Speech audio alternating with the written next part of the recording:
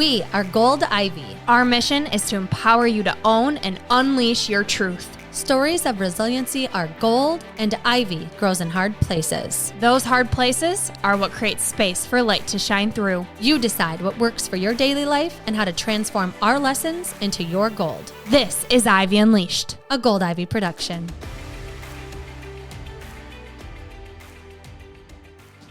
Ready for an unpopular opinion? I think if you're capable of running a mile, you can run a marathon.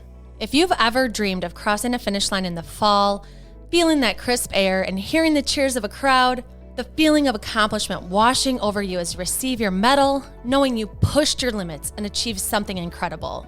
Fall is prime race season, and that feeling of pure pride is closer than you think. As you probably know by now, I am on a mission to run a marathon in all 50 states. So far, I've run 26.2 miles in 25 states. But the finish line isn't just about the race. It's about proving to yourself you can do anything you set your mind to. Maybe a 5K, 10K, half, or marathon feels like an overwhelming mountain to conquer. That's where I come in. My personalized training plans meet you exactly where you are. We'll chat for 15 minutes about your goals, your chosen fall race, and schedule your 3 coaching calls. Then you'll get a plan built for your schedule, endurance, and even your favorite ways to cross-train. Training and coaching with me is more than just a plan. It's about accountability, safety, and inspiration. I'll be your guide, helping you connect your mind and body for a race experience you'll never forget. You won't just have a plan, you'll have the confidence and stamina to crush your goals. Plus, you can message me anytime between calls for extra encouragement. Don't let this fall season pass you by. Sign up for my customized training plan and coaching today. Visit goldivyhealthco.com/shop or look for the coaching link in the show notes. We also have an entire episode highlighting a previous client in our show notes too, so feel free to go back and listen to that. This is one of my biggest passions in life, running across the finish line, getting that medal, and especially helping others to do the same. Let's get you across that finish line, feeling the triumph you deserve to feel. Spaces are limited, so sign up to get your personalized training plan and coaching with me today. Welcome back to Ivy Unleashed. We are so pumped to be here today because our guest is full of personality. She likes to swear a little bit, but she's brilliant, and she helps people, I think, just like be a human when it comes to having difficult conversations, setting boundaries, standing up for yourself, but also in such a loving way that really cultivates warmth in relationships. She has a podcast called the Bold Faced Truth Podcast that some of the topics we're going to get into today, she covers in detail. So if you feel like, oh, I want more from Amy on that, go to her podcast. She's also a life coach, a hypnotherapist, a keynote speaker, and just a really cool person. Amy Green-Smith, welcome to Ivy Unleashed. Thank you so much for having me. I'm so excited to connect with you ladies today. Oh, we're so grateful. And something Andrea left out was the confidence piece, that you help with confidence, people stepping into their power, listening and trusting their voice. That's something we've talked about so much on this podcast with my health journey, seeing over 50 different doctors, having to advocate for myself. So whether you're an entrepreneur or a mother or whoever you are, we all need some more confidence, especially in this world. So Amy, I'm curious, let's go back how you got into this work of helping people find their voice and speak their truth. Well, I was just born this way. No, just kidding. I think like most of us, I think yourselves included, that a lot of the work that we end up doing in the world is informed by our own personal experience. And my situation is not dissimilar. So for a bit of context, I grew up in an extremely conservative, born-again Christian family. My father had a master's in divinity and a doctorate in ministry. Wow. Andrea's face. Yeah. So I like to say he wasn't fucking around. He was not fucking around. And so I grew up with a lot of motivation from a place of guilt and fear, from a punitive deity that demanded praise. And so there was a lot around being good, taking care of everybody else, making sure that I was the good girl, really, and checked off all of those boxes. And so I really was kind of the quintessential older child, where I started working when I was 14, put myself through college, got married young, moved out of the house, was very independent. And then juxtaposed against my two younger siblings, they both had a lot of difficulty with the law, did jail time, had to get shipped off to boarding schools, like really sort of tumultuous youths.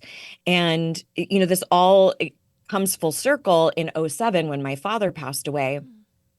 And at the time, I was just getting into personal development. I was really enveloped by law of attraction at the time. And that's when The Secret came out, and it was, this big buzz term. And, I felt very strongly, because I had a background in makeup artistry, that I was going to do his makeup for his viewing. Wow. So this is Dead Dad makeup time, everybody. I did not see this coming. Oh. Yeah, it's unleashed, right? It's Ivy unleashed. Hell That's yeah. right, baby. Yes. So I felt like it would be a real dick move if I had this incredible skill set and kind of like, oh, Dad, get your own makeup artist. Like, no, of course I'm going to do his makeup. And I spoke to a crowd of hundreds of people. He had a pretty incredible impact in his world. And we get back home to my mom's house, and she finds it the most opportune time to tell me that she feels as though my father and her had failed as parents, because the three of us, grouping me in with my younger siblings, were not subscribed to the faith traditions we were raised in. Specifically, we were not, quote, walking with the Lord. And that really was the impetus for me, because up until that point, I had the veneer, I had the shape shifting down. I would prep my partner every time we come home to my parents' house. No cussing, no liberal agenda, no drinking, no Jon Stewart, no South Park, like just don't. And that was the first time that I really decided that what I wanted and what I believed deserved a voice, even if it was in direct opposition to how I was raised. So the only thing I could kind of muster in that moment was to say, I don't think you should say that to a child. And like, maybe this is a teaching moment for her. And she said, well, that's just how I feel. And that really became such a pivotal moment for me, because I don't believe that speaking up for yourself, advocating for yourself, saying no is always an ultimatum. In fact, I think far more often it is not an ultimatum. However, if push comes to shove and I have to decide between making you happy or making me happy, I'm going to choose me. And that sounds awesome, right? That sounds fantastic. Well, the trajectory after that was a shit show. I was adversarial, combative. I wanted to fight. I wanted to talk about abortion. I wanted to talk about gay rights. And I think I was also bolstered by the idea that now it wasn't one against two with my father. Now it was me and my mom, and I was like, I can take her. And it wasn't until many, many times of taking back my delivery, how I spoke to her, not what I believed, that I realized, oh shit, you can actually speak up for yourself with the utmost kindness and grace and poise and respect. And so what that sounded like for me was circling back with her many times and saying, hey, listen, I still feel very strongly about what we discussed the other day. However, I should have never said it in that way. You don't deserve to be spoken to in that manner. And for that, I'm really, really sorry. And I think that was a huge lesson, because for so many of us, we think that if we speak up, we have to be incredibly acerbic and biting and adversarial, because that's sort of the message that we get, right? If you're an outspoken woman, you're a bitch, you're shrill, you're naggy. And I found that that's truly a fallacy, and that it is possible to ask for a divorce with such compassion and kindness. Ask adult children to move out of the house. Tell your family, I'm not interested in your commentary about what I choose to consume or what I choose to feed my children. And you can do all of that with grace and kindness. That's so beautiful. And I feel like too, following you and hearing your podcast, that is what I've taken from it. I feel like you give us language that can really help communicate how we feel, and it doesn't put it all on them. It doesn't put it all on us. And it's just, I think, skills that we're not totally taught. Like, you can be modeled some things, but when you're in a difficult, high stress situation, to have this language is really important. And I think, every human being has had to have difficult conversations or knows they need to. And so I'm so happy that you're so eloquent, and the way that you deliver this is really showing, I care about this person. I know they care about me. How can we do this?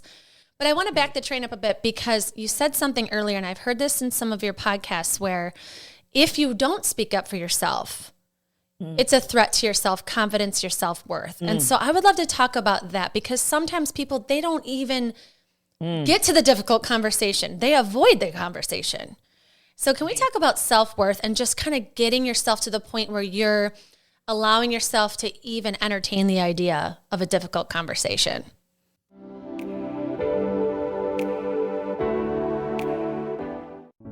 Dre, tell the people as fast as you can why Move with Gold Ivy is the last mind-body fitness program they'll ever have to buy, and how women are finally getting the transformation they're looking for. I love a challenge. Let's go. 2 big things. 1, Move provides a fun atmosphere to work out in that actually gets you excited to show up and follow through with your goals.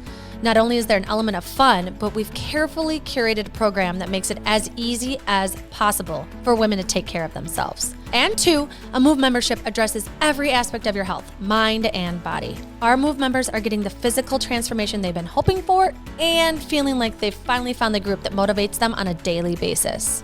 What did I miss? As a Move member, you receive a weekly workout plan, weekly live or Zoom workouts, an on-demand workout library, transformational quarterly reset challenges, monthly coaching calls, monthly masterminds with health experts, and a private group of motivated members for support and accountability. It's ready for you when you're ready to boost your metabolism, confidence, and feel your absolute best. Join Move or learn more by clicking the link in the show notes, clicking the link in our bio on Instagram, Facebook, or TikTok, or by messaging us on any social channel at Gold Ivy Health Co. It's your time. Move for your health, move for your confidence, move for your mental clarity, move with Gold Ivy.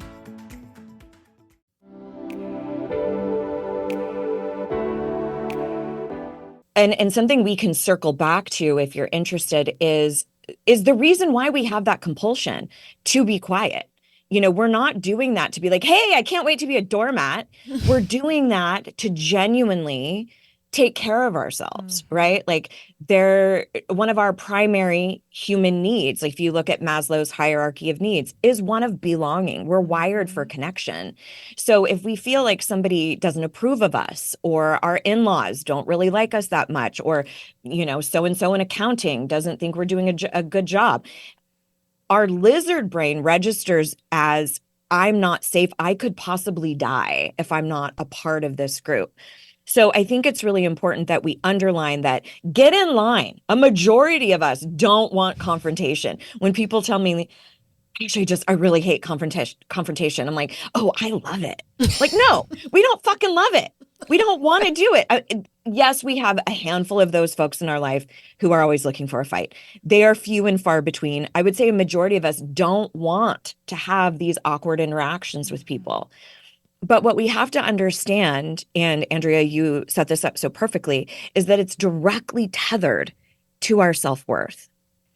If you think about it, every time you choose to stay silent, when you're offended, when you're hurt, when you think there's a better option, what you are doing is sending a repeated message to your subconscious mind that my wants and opinions don't matter as much as that other person.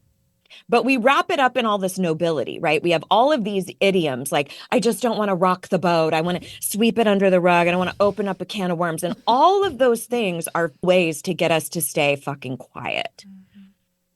So when I'm talking to you about saying no, establishing boundaries, having difficult conversations, it is not some arbitrary personal development exercise just to make you uncomfortable.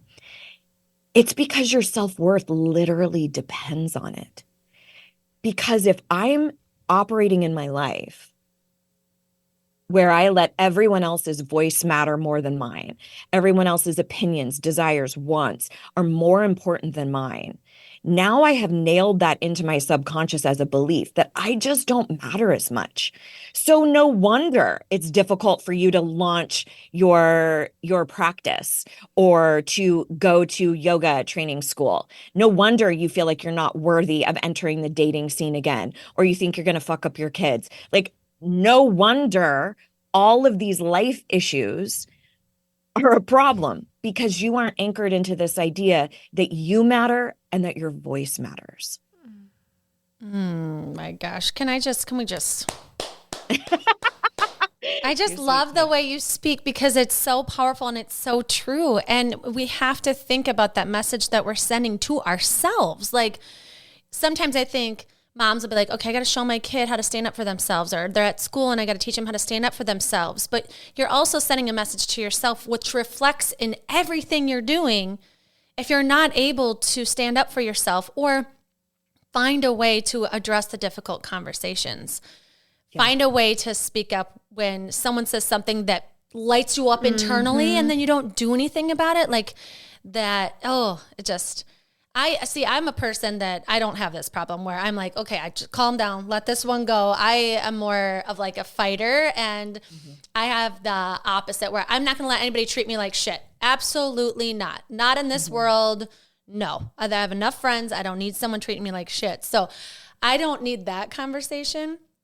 But when you have such a close relationship with your partner, with your kids, with your best friend, with your sister, with whoever, getting that conversation going can be challenging because how do I bring this up?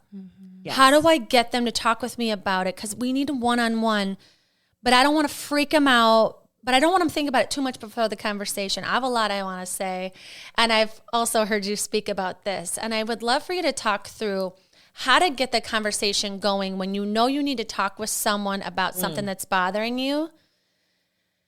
And it's very anxiety provoking, and you want it to be something that comes with love and a resolution. How do you kind of get that difficult conversation going? Ooh, okay. So there are a couple of things that you can do. I've got a bunch of hacks for you. But first and foremost, you got to get conversation consent. So I think all of us have had that experience where we've been taken off guard. It could be, a boss, someone you work with. It could be a partner, even a kid that's like, well, I need to talk to you right now. We need to talk. And then they just drop this bomb on you and you're completely not prepared. And also, you're way more in your defenses. So one of the ways that we can set ourselves up for success is to make sure that that person isn't operating from their fight, flight, freeze, fawn response, right? That they're genuinely able to hear you. And that's what we all really want. Whenever we're having a conversation, we want to be seen, we want to be heard, and we typically want something rectified. So we have to remember that going into that conversation, we need to think about, how would I respond to me if I was in their shoes? Would I be like, yay, I can't wait to work on this? Or would I be like, oh my gosh, she's yelling and screaming, I need to run, I need to just appease, placate? We go into our defense mechanisms. So getting consent, not only is it respectful, but it sets up the conversation to be on a platform of respect and not intense emotional charge. So what that sounds like, and I highly, highly suggest that you don't say, we need to talk. I would suggest that you say, I would love to run some stuff by you. I've really been thinking about our conversation the other day and would just love to get your thoughts on a couple of things. Something that's less triggering. In the history of all conversations, I doubt we need to talk really went well. I mean, that's speculation, but so asking for the time to talk. The other thing that is really important to understand here is if they ask you what it's about, think about how you would feel if someone's like, hey, I'd really like to run some stuff by you. And you go, oh, really? What's it regarding? And they say, we'll talk about it later. Like rumination. If you've got anxiety, guess what's coming in, right? oh, the worst case scenario, what if, what if, what if. So do them a service and give them a light idea of what it's referring to. Hey, I don't think we should get into it right now. I'd love to give you some time to kind of process it as well. But I don't feel fully settled about our conversation that we had about the kids' school. Or I'd really love to go over some of the stuff that came up in the meeting about the Johnson report. I don't know, whatever. Something like that, where you're telling them a little bit, but then boundary it up by saying, I certainly don't think this is the time to get into it. I'd love for you to kind of think about it as well. And let's just sit down and revisit. Another huge piece that is in your favor is operating from a place of vulnerability within safe parameters. Not every situation is safe to be vulnerable with. If you're with somebody who's a malignant narcissist, who is weaponizes your vulnerability, those sorts of things, I'm not talking about using that with those sorts of individuals. But we have mirror neurons in the brain. We will naturally mimic other people. We have emotional contagion, where we catch feels, as the kids would say, right? Where you will catch the emotional frequency that somebody else is embodying. So knowing that, I mean, it really is a defense mechanism to help us survive. But if we go in to a conversation embodying vulnerability, and I'll tell you exactly what that sounds like, we are far more likely to elicit that from the other person.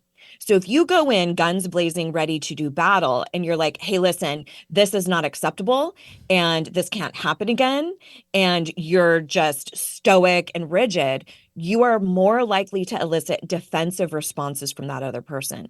However, if you go in with vulnerability, and there's two things that you can use here. One element of vulnerability is owning your shit, like just saying, here's what I could do differently. And I'll give you a couple of examples. And then also gratitude. Like, hey, thank you so much for taking the time to chat with me. That's a vulnerable statement. Doesn't mean you have to say, oh my gosh, when I was 7, I stole candy from this, and like bare your soul vulnerably. It doesn't mean that. It just means sharing how you feel, sharing your emotional frequency within your safety parameters. So that might sound something like, using the examples I had earlier with my mom. Hey, listen, I really appreciate you having this conversation with me. I know this isn't easy. And first off, the stuff that has been going on in my mind, the things that have been bothering me, you would have no idea. And that is so unbelievably unfair to you. And if the situation was reversed, I would want you to be able to tell me what's going on. So first, I just have to say, I'm really sorry that it's taken me this long to even say anything, right? You're not saying that how you feel is wrong or that what you're going to ask for is incorrect. You're just saying, like, this is the element I need to own. I've been building this whole story about you and your intention that may or may not be true. And that's unfair. And I appreciate this relationship. So those are a couple of things that you can use to kind of get going that set it up. And I call that the conversation container. They set up the conversation container to be safe and productive. Brilliant. Just brilliant. Isn't it? Well, I'm thinking of how much anxiety you have coming into a difficult conversation, right? It's something you know you're going to benefit from having, but it's almost like that inner critic too. It just goes and it goes and it goes. So I'd love to get into that. We talk a lot about, okay, becoming aware of your inner critic so you can do something with it. But I do feel like it's a dance between becoming aware of it and then not letting it own and dictate your life. Like how to move through those thoughts and have maybe a nicer inner critic. So I'd love to hear your tips and advice on that. Well, I have an arsenal of tools around that, but I would love to share with you one that I use quite frequently. But before I do, just to mention what you said about, I have all this trepidation, this anxiety. One of the things you can do is just call that out and say, hey, listen, I have so much anxiety about this because my worst fear is this is going to sever our relationship. My worst fear is you're not going to realize how much I value you. Say the thing, say how much anxiety. That's also vulnerable to say, this has been really difficult for me. And also, if you can draw in how much the relationship means to you, whether it's a workplace, saying something like, it means a lot to me to get this right because I really value what we do here and I love working here. Or I know this is so uncomfortable and I feel so clunky sharing this, but I care about our relationship enough that I really want to get this right. So that's another way to use your vulnerability. So let's talk about this inner critic. So the way that the human brain works is if we don't know the ending to a story, we will complete it. We will try to close that loop. It's the same reason why cliffhangers drive us up a wall when we watch a show or a movie that doesn't end well. We're like, that's not what makes sense. So if we don't have the complete picture of what somebody's thinking, what they're feeling, what they meant by what they said, we will fill it in. And we fill it in based off of warding off threat. So humans are motivated by two primary primitive motivations: the pursuit of pleasure, the avoidance of pain. However, the avoidance of pain is exponentially more intense for us. It's why we compare to other people. We are constantly going, does that person threaten my business? Does that person threaten my relationship? We're constantly looking for any sense of threat.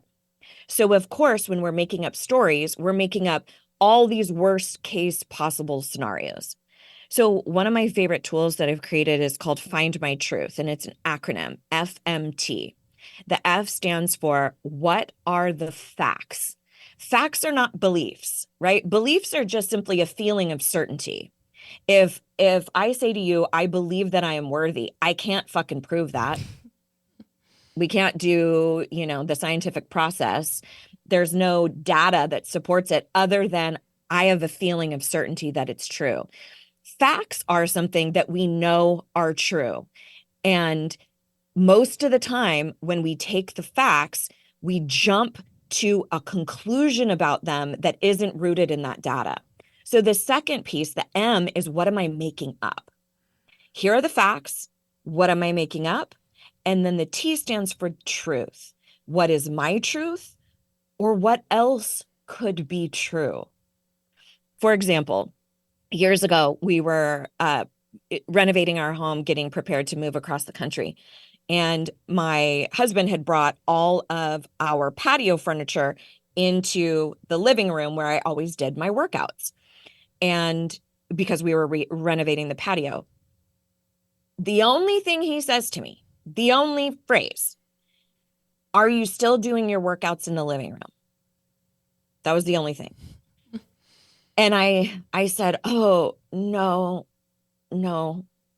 And then in my mind, I immediately went, he is grossed out by me. He thinks that I'm not paying attention to my health and wellness. He doesn't find me attractive anymore if I'm not working out. And I start going into all of this story.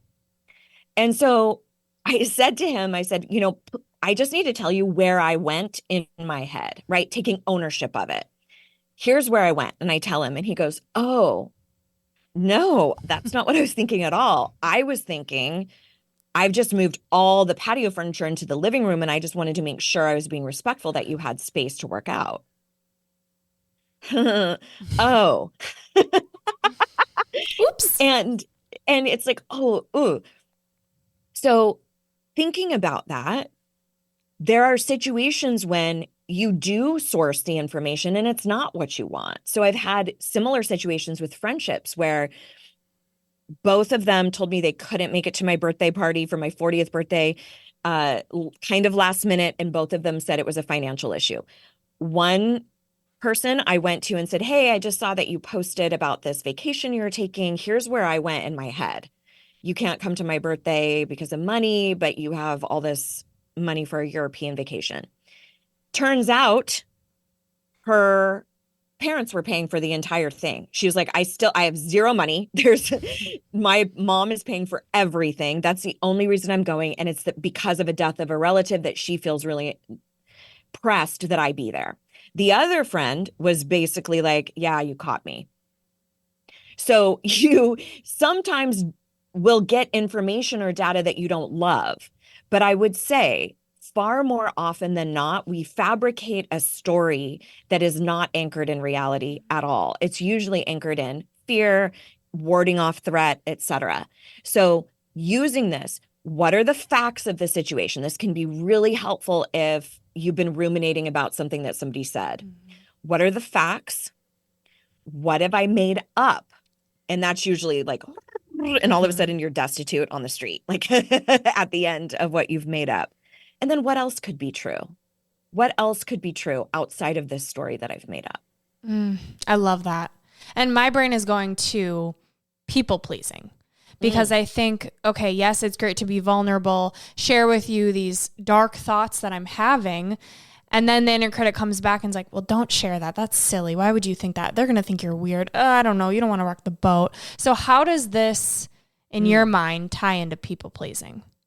Well, people pleasing is one of those things that I think in the personal development space, we have these like blanket concepts like people pleasing is always bad or perfectionism is always wrong or you don't want to try to control everything. And I think there's a lot more nuance to that. So people pleasing is a direct iteration of our fawn fear response. So if we're talking about our primitive ancestors, we've all heard fight, flight, freeze. There's a newer one that is kind of new into the psychological conversation around fawning. And if we're talking about dealing with a mountain lion, so to speak, and it's about to attack us, to fawn in the face of that fear would be like, here, kitty, kitty, here's some food, go over there. It's placating, it's acquiescing in order to stay safe. And I would also argue that there are probably many people listening who developed people pleasing as a protective mechanism growing up. Mm-hmm. For many of us, we dealt with aggressive or insufficient caregivers. Maybe they were abusive. Maybe they were just in their own world and didn't have the bandwidth to even pay attention much to you. Gen X, where are you at with your with your boomer and older parents? So I think it's important for us to understand that we don't develop that to go, okay, I'm just going to make my life really difficult so that I never am going to speak up again. No. We develop that so that we can stay safe. We realize that placating that parent or that caregiver allowed us to fly under the radar. But then we get to a place, usually in our early adulthood or later, where we go, oh, this behavior isn't serving me anymore. And in fact, it is thwarting the things that I want. But I know that you've had a really great conversation with another hypnotherapist about how Kat, I believe, about how the subconscious mind works and how things are ingrained into the subconscious. So basically what happens there is the brain registers either knowns or unknowns. So we develop a known association with people pleasing, and therefore it is safe. So if we introduce this idea that's unknown of being confident, of speaking up for ourselves, the brain goes, are you sure, bitch? We don't know that one. We don't know. And it's not trying to make you miserable. It's just checking for congruency with the subconscious, what we already know. So that's why we self-sabotage, even though we know consciously that we don't want to consume this type of sugar or we want to finish this business proposal or whatever. There's something that's happening in the subconscious mind that is in a direct refutation to that, to what we're trying to change. So as far as people pleasing, what you have to recognize is you probably have a positive association with it because it helped you in some way. What's also great about those sorts of beliefs is that they're malleable. We do have neuroplasticity. We can change the neural pathways in the brain. So what that means is we have to start doing something habitually that is in direct opposition. So with people pleasing in particular, I use a concept called progressive language. And I think you talked about this a little bit with Kat as well, where instead of saying like, I'm capable of speaking up for myself, we use something that's progressive on the beginning of it. Something like, I'm exploring what using my voice looks like. I'm open to being somebody who speaks up for themselves. I'm reevaluating my relationship with my self-worth. I am on my way to loving my body. I think the example she used was, I like the idea of believing this thing. And basically what that does, and this also happens in hypnosis, is it's like if you think about your inner critic being like a little guard dog, and it's checking for everything that's coming through the conscious part of the mind to make sure it matches with what you know in the subconscious. So it barks like crazy if you try to say, I can speak up for myself. It's like, no, you can't. No, you can't. That's not what's going on down here. So using progressive language is like giving it a little greenie, giving it a little chew toy. It's like, fine, I'll allow it. I'll allow it. And so we need sort of a workaround. And when you're in a hypnotic trance, that inner critic, that guard dog essentially goes to sleep. So it's one of the ways we can fast track changing beliefs like that. But I find personally, and I'm curious what you all think, I find it so comforting to know that this is all just science. This is just how the brain works. So many people think that they are uniquely broken. And I'm like, no, you're not broken. You just have some shit beliefs we need to get rid of. You are not your beliefs. We can change those. Those are malleable and they're not facts. But typically we want to dig our heels and go, no, I really am not worthy. No, I really am not okay with that. No, but you're not exempt from the science. Yeah. Oh, that's such a great point. That's why we love the brain so much, because we always talk about like, we all have things we struggle with, but we don't have to stay stuck in them. And that's why we have on guests like you that can walk you through this, that can talk to you in a way that helps you understand that it can be a new belief and it might take a bit to shift the subconscious beliefs because it's ingrained in you, but it's not permanent. And I love that. And something I keep thinking about too with Brooke's age, my age, your age, and I feel like as we age, we start to care less about what people think. But we started this talking about belonging. And I'm curious your take on, clearly we care more about what people think because we want to belong when we're younger. Like for me, it was just so terrible for me as a kid. I was like, oh, I don't want to be the only kid in the class with divorced parents, And then as I get older, I'm like, it's more common, or it's not that big of a deal, or my parents are friends now, so whatever. So over time, I've cared less about it or whatever, as an example. But when it comes to the opinions of others, I do feel like there is something about getting older that you give less fucks. Like you are whatever, like who cares what she thinks? But when you're younger, I think in your 20s especially, and you're trying to figure out who you are. So I'm curious your take on that. Like, one, why we care so much about what other people think, and then why over time maybe we care less, or maybe tools to care less as you age. This is really great.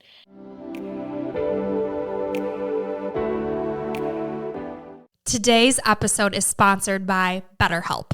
Every episode of Ivy Unleashed is dedicated to empowering you to take ownership of your health. And what it really comes down to is prioritizing your mental health. We've both seen the beauty and growth that therapy can bring and are thrilled to partner with BetterHelp to allow you the opportunity to feel heard and seen by a professional. The National Alliance on Mental Health reports that 155 million people live in a designated mental health professional shortage area, and BetterHelp is working to close that gap.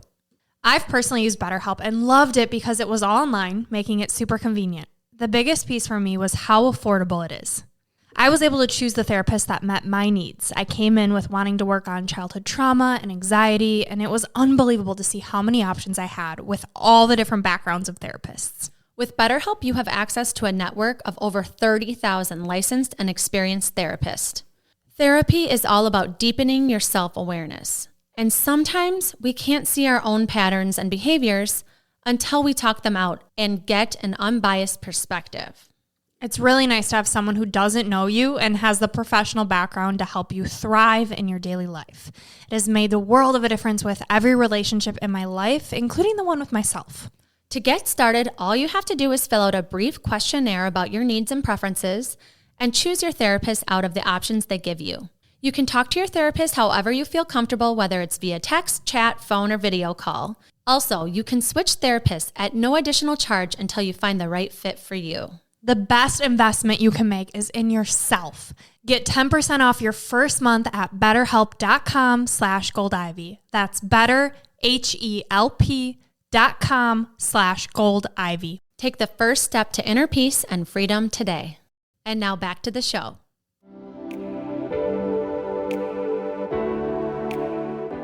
So what we have to understand about that belonging element, the reason why Maslow's hierarchy of needs includes the need for belonging is completely relative to our primitive ancestors. There was no survival if you did not belong to a group. There was no tribe of one out there just fucking hunting and living life. No, you had to belong to a group in order to survive. Now, that primitive sort of lizard brain element is still with us. That is why we care so much what other people think.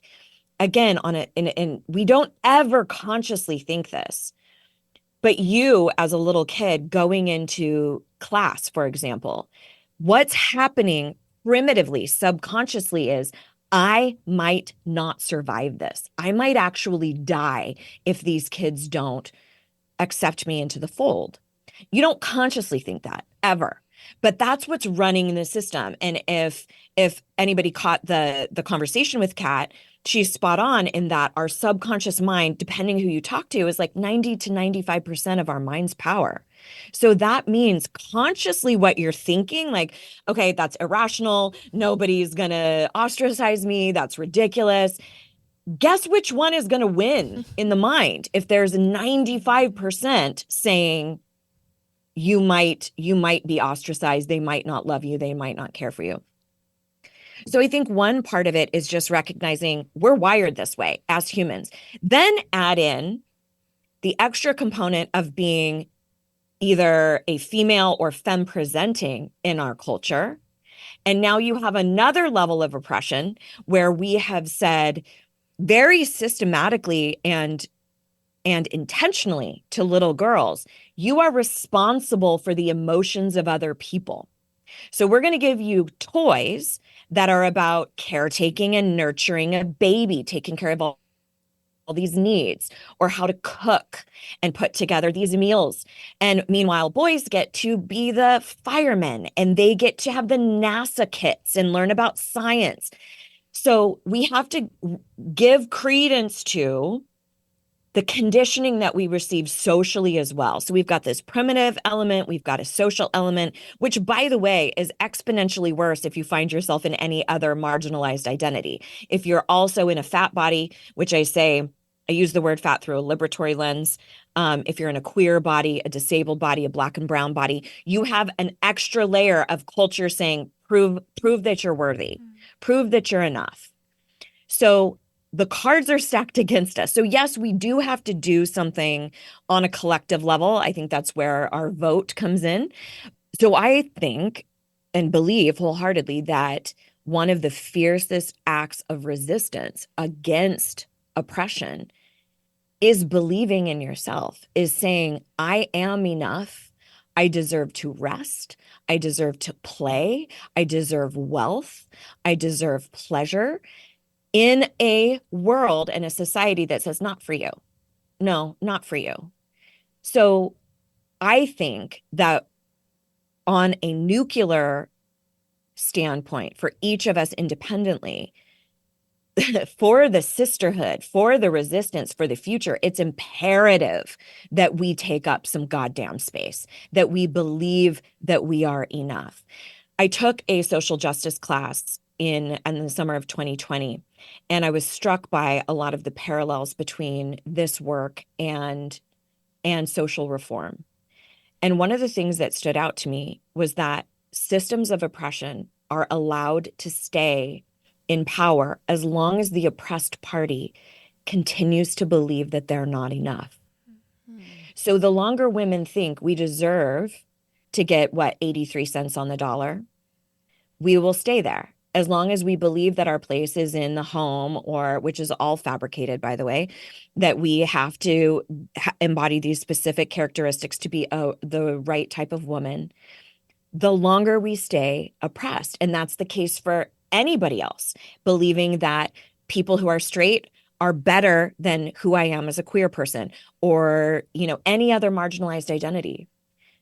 So if you need an altruistic, bigger picture reason to work on your self-worth, which again, we talked about why that's tethered to speaking up, this is it.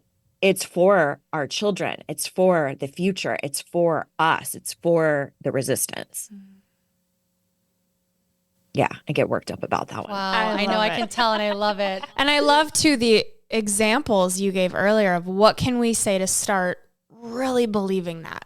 Because right now it may sound or seem scary to say, I am worthy of taking up space. I am worthy of wealth. And inside your subconscious is like, bitch, no, you ain't. Yeah. But you like the idea of it. You are working on believing that. So starting with those affirmations to help you feel empowered, that's what's needed to start making that change of that belief. I believe, and that's what I'm hearing you say. Yeah, absolutely. So we can create change through a handful of different processes. I like to tackle it through a bunch of different entry points. So I like to look at these 4 different elements. One is changing our beliefs through the conscious part of the mind. So remember, that's like, depending who you talk to, about 5% of the mind's power. That's where we have logic, reason, rationale, willpower.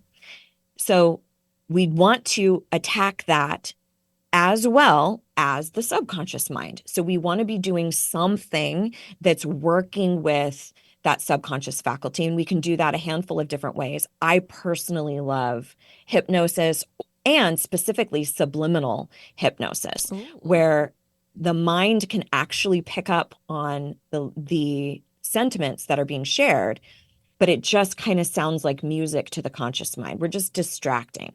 If you've ever seen a hypnotherapist snap during a session, all that is doing is going to the subconscious mind, like, oh, something to pay attention to over here. Oh, there was a noise, which allows the subconscious to just absorb a lot of the messaging that's coming in. I also think we can target that by our behavior, what we choose to do, and then also our environment, who we choose to hang out with, who we are surrounded by.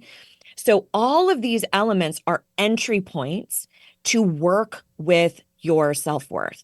So consciously, what I tend to advocate for is what I call mirror work, where you engage with yourself in a mirror and you use verbiage that you can buy into. So I typically use progressive language, like I am exploring what it looks like to love my body, or I am re-engineering my relationship with trust, even, all sorts of different things. But saying that in a mirror, subconsciously, that usually looks like some element of hypnosis or subliminal track. Behaviorally is acting as though it's like, if I believed that I was a badass businesswoman, how would I go into this conversation? How would I pitch this particular media outlet? How would I fill in the blank? So we're looking at our behavior, and then environment. If I believed that I was valuable, if I believed I deserved to take up space, would I tolerate this behavior from my partner, from my family, from my workplace, from my friendships? So all of these things can be entry points to help you start altering your relationship with your belief about yourself. So you can ask yourself, is somebody who believed that they are enough, would their behavior look like this? Somebody who believed that they mattered, would their environment look like this? Is somebody who believed that they deserved to take up space, what would they be saying to themselves in the mirror? And then what would they be saying to themselves subconsciously? And starting to work with those as tools. Oh, so good, Amy. Powerful. So good. And I cannot wait for everyone to rewind and replay. Rewind, replay. Because that is life-changing. This whole conversation has been life-changing. With that piece is something that everyone can start doing right now. It's the examples of the empowered questions, because I think a lot of times we'll get the advice like, ask yourself empowered questions, but it's like what? Like, what's the question? You know, what are you doing? I love the way that you speak here today and on your podcast, where it's really being able to put it into action. What would that sound like? What would that look like? If I were to stand in front of a mirror, what could I say? And so we want everybody to know where to find you. So they want to hear more from you.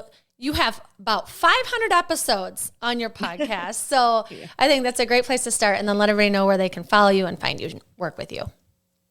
Yeah. So my corner of the internet is over at amygreensmith.com. And all of those names are spelled the basic bitch way. Nothing super fun. I'm all over social media under the handle, Hey, Amy Greensmith. But like any self-respecting Gen Xer, I hang out the most on Instagram.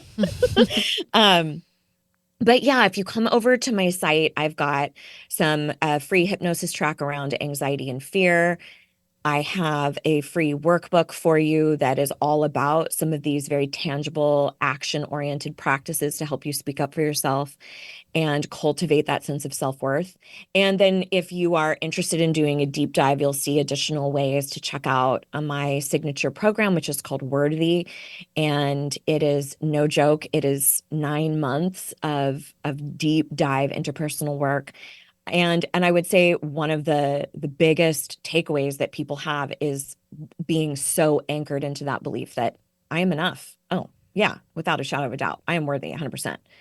And so check it out, and come hang out and get some freebies and learn some stuff. I'd be super honored. Awesome. Wonderful. And we always leave our listeners with you've given us so much gold. Like Brooke said, I'm going to listen back to this too, because there's so many little tips, ways to interact with people that I think add so much value. And so for you to leave our listeners with 3 gold stars, 3 tangible tips, what would you give them? Or what do you want to give them? Ooh, okay. So the first one is, I would say, work with that tool of Find My Truth, the acronym FMT. What are the facts? What am I making up? What else could be true? I would also say one of my favorite ways to get to the bottom of where might I need to speak up is by taking a bit of an inventory of who are the people that I chronically complain about that I have not voiced my grievance to.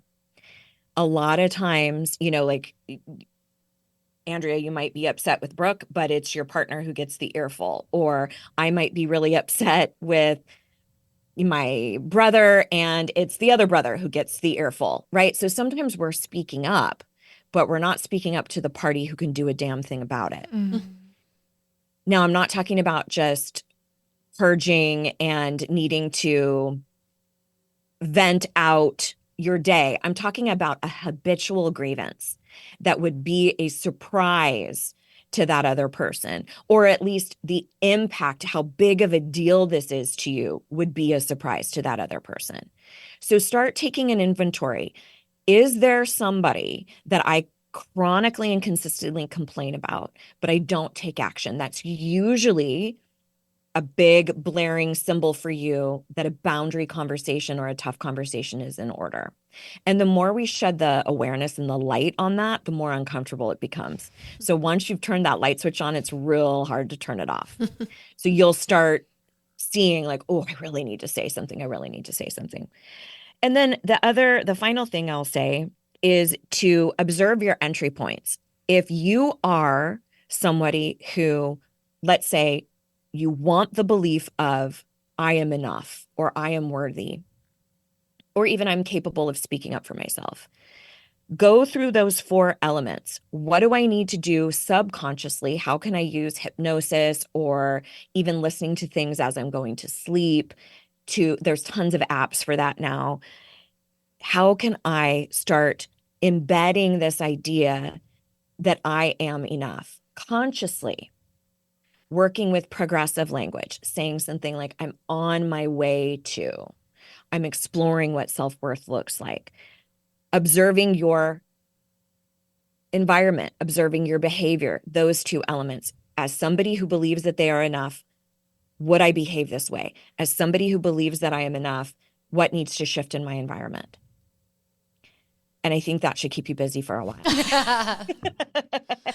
I love it. I'm having so many thoughts over here. I just want to open up a journal and just write it all out. And the idea of playing something when you go to bed too, right? We were traveling for work and we were playing meditation of, I am successful. I am successful. We're like, we're weirdos or we're brilliant over here. But either way, it's making us feel better. Well, we were at the biggest event that we've had. Like, something's working. And yeah, just the acknowledgement that the subconscious is running the show here. Mm-hmm. Like, oh yeah, we can't just think that this 5% is the truth and like that's the only thing to work on. Like, there is a deeper thing going on here. And I think there's no accident that we've had a couple hypnotists on lately, because they will help you if you need someone to kind of be like, maybe I should have someone help me out with this. And I'm so happy that the two that we've had on, we've had on probably more, that I don't know for sure, but it's important to have someone too that has a personality that's warm and fun and is another human being that could kind of walk you through how this has transformed your life and how it could transform there. So that's very cool. Yeah. All right. And then we have Unleashing Ivy, 3 surprise questions for you, which this whole thing's been surprise. So whatever.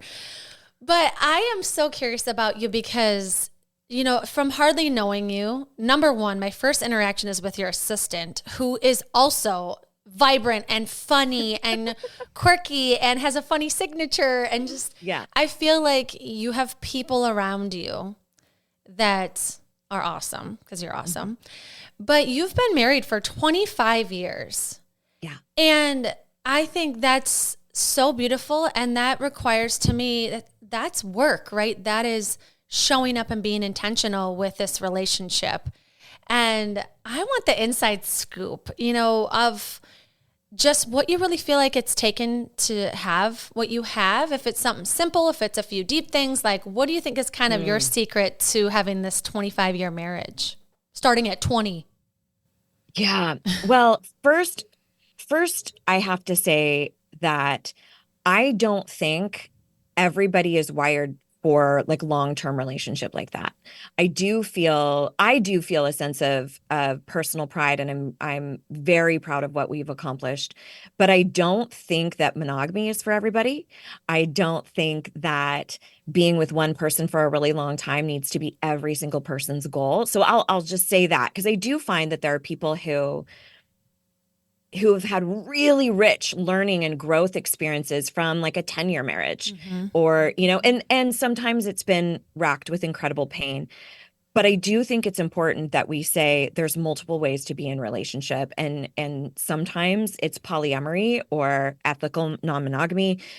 I don't know, so I'll leave it at that. But as far as, I'll tell you something that I think has been pivotal for us that I can frame up in sort of a tool for everybody. And it's this idea between the surface issue and the root issue. So most of the time in relationships, we will go to blows and fight about who is right about a surface issue. And what we're usually arguing about is how we feel about the surface issue. So I'll give you an example. Let's say with your partner, you are arguing like crazy about the right way to load the dishwasher, right? All big fights stem from something innocuous and stupid. So, but you will double down that the forks need to go this way. And all of a sudden you're becoming so heated about the damn dishwasher. And it's like, you can keep litigating your case as long as you keep talking about the surface issue. You can keep fighting for who's right, and you get nowhere. But if you talk about the root issue, it's about how both of you feel about what is transpiring with the surface issue. So for you, it might be, I don't feel heard. I feel like I ask something for our relationship or for harmony in the household, and it falls on ears that cannot hear me. You know, I feel disrespected. I feel like I'm handling all of the workload. the other person might feel like, I can never do anything right. Every single thing that I try to do, you nitpick me to death. Now we're talking about the root issue. Now we're talking about how each of us feel. And one of the sort of governing ideologies that we've had in our relationship is, how can we source a solution where both people feel honored? So instead of trying to fight for one person gets to win and be right, it's how can we work through this so that both people feel honored? And that has been like our consistent come back to of like, this, I can't say yes to this, or I need more than that. And the other person not making them wrong for it. One thing that we do consistently is when the other person is in some sort of emotional distress or just not even feeling their best, the other person immediately says, how can I be amazing for you? What do you need from me? How can I support you the best? Instead of what we usually do, which is, well, you need to go see the doctor. Well, you need to see the therapist. Why don't you read that? You work too much. You did it, right? We want to fix instead of feel. But most of the time when we're in discomfort, we just want to be witnessed. We want to be seen or heard. So I will tell you that. Start analyzing, what is the root issue beneath the behavior that you're fighting about? What does it mean to you? What does it say to you? That will give you a lot more fodder to discuss the things that are of merit. And then I would say have a conversation with your partner and say, let's just start asking each other, instead of fixing it, let's just start asking each other, what do you need the most from me right now? How can I support you the best? And if they don't know, that's okay. You can offer suggestions like, do you want to be left alone? Do you want to talk about it? Do you need to cry? Do you want to go have a workout? What do you need? And so you can give suggestions, but just allowing them to be where they are is so unbelievably powerful. So unbelievably powerful, instead of feeling like you need to fix it. Just that could save a marriage. That could be a light for someone to realize how devalued they are. Those two tips alone are just life-changing tips. I hope you recognize, I'm sure you do, because this is what you do, but how valuable you are, that you're able to eloquently put this in a way that people can understand, see themselves at the dishwasher and understand how to get from A to Z. And it's all about just having these healthy relationships and feeling seen and heard. It goes back to the belonging at the beginning. And I just think that's so powerful for anybody to hear how you potentially could be spoken to, or how you could change your language to make the person you love the most feel honored. Like, oh, thank you for sharing that. It was beautiful. Absolutely. I mean, and that has been something, like it's been well over 2 decades of curating and working through that stuff. But I'll tell you what, we were just talking about this. One of the things we've been implementing lately we have like sex dates, right? And that was another thing that got curated based off of how each of us operate. And so we have these sex dates. And lately we've been saying, do you have any requests? Oh, do you have any attire requests? Like, would you like, and then both of us are like, okay, I can accommodate that. Or if one person's coming on to the other person, we'll say, is this a sexual advance? Well, your sexual advance has been accepted. I love it. What do you say if it's denied? You can say, I would like a rain check on your sexual advance. I love it. I love the language. But yeah, so much of it is just learning how to communicate together and make it fun and playful too. Yeah. And I think having that healthy relationship, it's got to come back to first having a healthy relationship with yourself, feeling confident in your body, confident in who you are, your worth. And I believe a lot of that has to do with our vibration. You spoke earlier about law of attraction. So my question is about what is one practice, one tool you use to help keep your vibration high when we're talking about law of attraction and frequency? Because you are magnetic. There's no question about it. So how do you keep that and cultivate that? Like a tool or something you want to share? Gosh, there's so many different things. One is I've gotten really, really clear about how I operate best. And I don't make any apologies about it. So since I've had my company for the last 15 or so years, I've become incredibly introverted. So I'm gregarious, I'm outspoken, I'm kind of an outgoing introvert. But as far as what fills me up and generates energy for me, it's not around a bunch of people. I have to recover from that. So I've had to learn that even though people really want me to come to something or it would be so sexy to be spontaneous, I'm like, I am not she. Okay. I am not she. And I tell all my friends, like, you are always more than welcome to ask me, hey, I'm in the neighborhood. Do you want to go? I will almost always say no. I absolutely hate fucking last minute plans. It stresses me the fuck out. So you can ask all day, just know I will very rarely, if ever, take you up on it. So it's partly those things. But also, when somebody is that boundaried and that clear of like, here's how to win with me, here's how to not win with me, you feel so safe, right? There's no twisting and like, oh, does Amy like this? Does she not like this? It's like, no, this is how I operate. And you don't need to be that way at all. But just know this is how I'm going to show up. I'm unusually, and I am very still trying to wrap my head around this, unusually slow at everything. Every class I'm in, I will be the last person to leave. It takes me the longest to pack up my shit. I've been working on a book for 10 years. Like, just my pace is slower than a lot of folks. That doesn't bode well when you're in the internet, like, marketing space. It's like, no, hustle. Oh, now Periscope's a thing. You need to be on Periscope. Now Threads is the thing. And you need to do this. And I'm just like, wah. And so knowing how I operate in my business too helps me not get sidetracked into the latest thing or you have to market this way.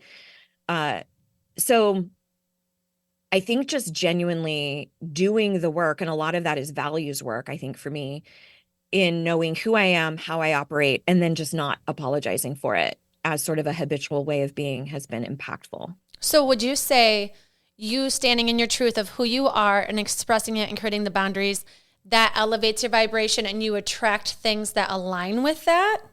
Totally. Well, I mean, it's very much like what you choose to tolerate keeps showing up. You know, it doesn't have to be as mystical as we think it is. It's a matter of like, what's on my radar. And if what's on my radar is constantly worrying about what other people think, then I'm probably going to be attracting people who are making me jump through those hoops.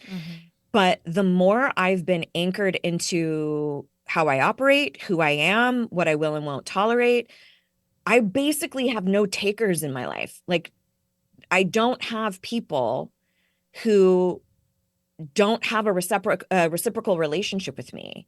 I don't have to worry too much about that anymore. I used to.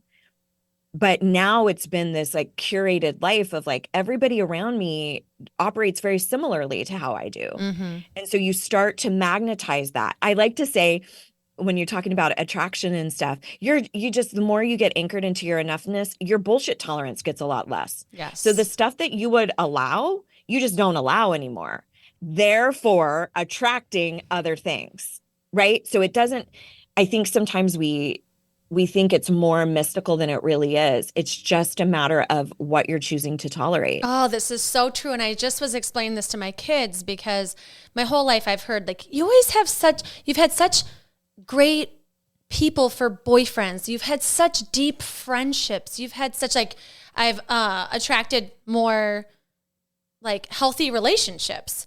Yeah. But from a young age, and I do think it's because of divorce and because of how my mom kind of was, like, she's like a no bullshit person. Like, she'd be like, fuck off if someone's like mean to her. And then they wouldn't be in her life anymore. And I saw the value in that. I was like, Yeah. she stands up for herself.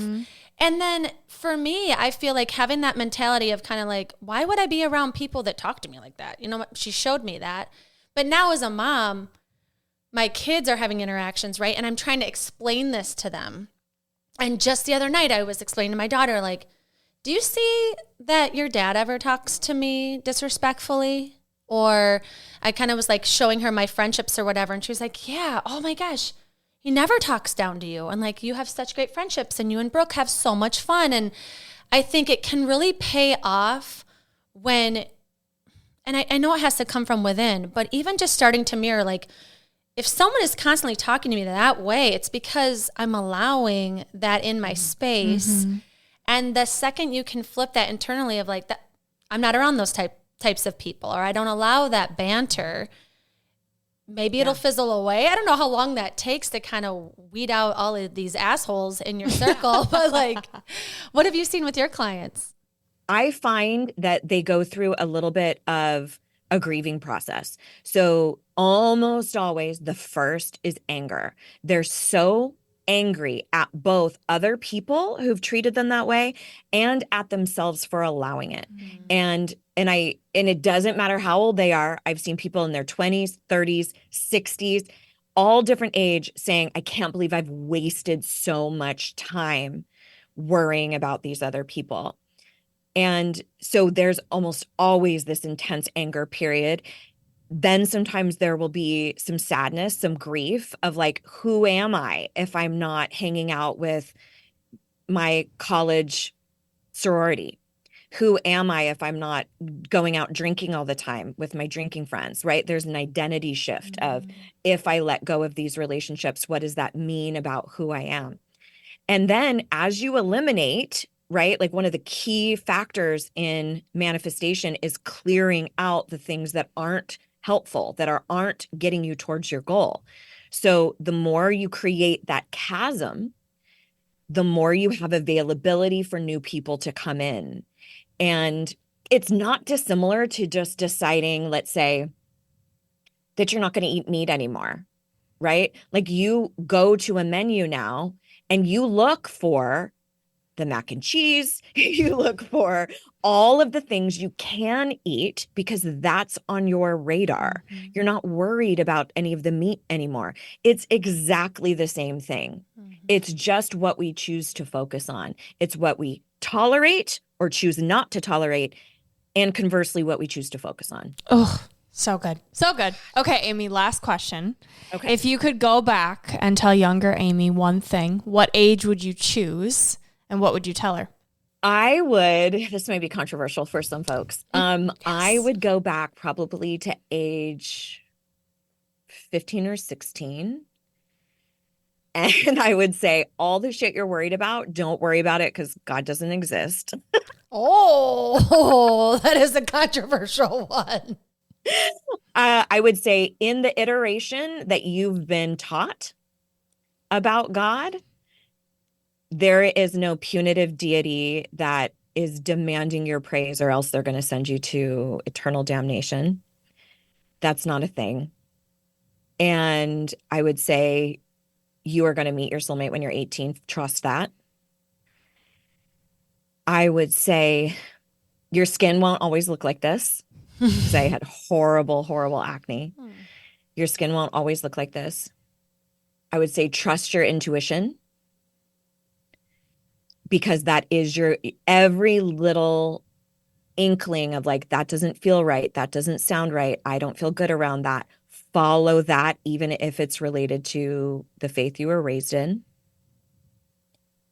Yes, you are queer, and that's okay. There will be a time when you can be way more open about that than you can right now. And I would just say, you're spot on. Like all of those instincts, all of those intuitions, that is your divine compass. That is your internal God. So follow that. You already have everything you need. How empowering. And whether you have this similar beliefs or not, I think it's really important to go back to that person, especially at 15, like when we're so vulnerable and trying to fit in and have acne and are so influenced by what our parents think and are saying has to be the truth. I can just like see you in that household. That must have been so challenging, feeling the way that you felt and feeling like it was wrong. And I can't even imagine. But I do think from hardly knowing you and listening to your work, that the way that you've experienced life and empower people to feel their instinct, hear their voice, cultivate these strong relationships, make more belonging for themselves, to themselves, and then outwardly, it's so beautiful. And you're so fun and quirky that I feel like you're just doing the right thing. I'm so happy that we were able to talk with you and learn from you. This has been such a powerful hour and 15 minutes. Which is way over our time, but you are just a gem. And I'm so happy that we know you and that our listeners have access to you.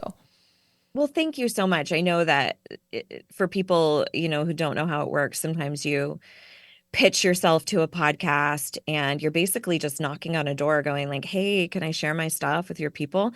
And that's such a big ask. And I never take it lightly to be invited into somebody else's home and that you're like, sure, yeah, her. Yeah, she can talk to our people. And so that just means the world to me. So thank you for letting me scream into the mic for an hour and 15 minutes. I love it. Anytime. We're so honored to have you here, to know you. So grateful for you. And Amy, we leave our listeners with a piece of gold, a quote that speaks to you. Would you please leave our listeners with yours? Sure. There's a great quote by Irma Kurtz that says, givers have to set limits because takers rarely do. This is Gold Ivy signing off. Listen to your truth and go chase your gold. We want to thank you and encourage you to celebrate yourself for taking the time to learn and get inspired in your one beautiful life. And if this podcast means something to you, it would mean so much to us if you'd be willing to take 30 seconds to help support our mission to keep bringing you inspiring stories and guests. First, following the podcast is important because it helps you never miss an episode. To do this, just go to the Ivy Unleashed podcast show page on Apple Podcasts, Spotify, or wherever you listen to podcasts. And then just tap the plus sign in the upper right-hand corner or click on follow. While you're there, if you'd be so kind to give us a 5-star rating and review and share your favorite episode with a friend, we'd be so grateful for your support. We are thrilled you're here and are so happy that you're taking time to prioritize your wellness, self-discovery, and growth with us.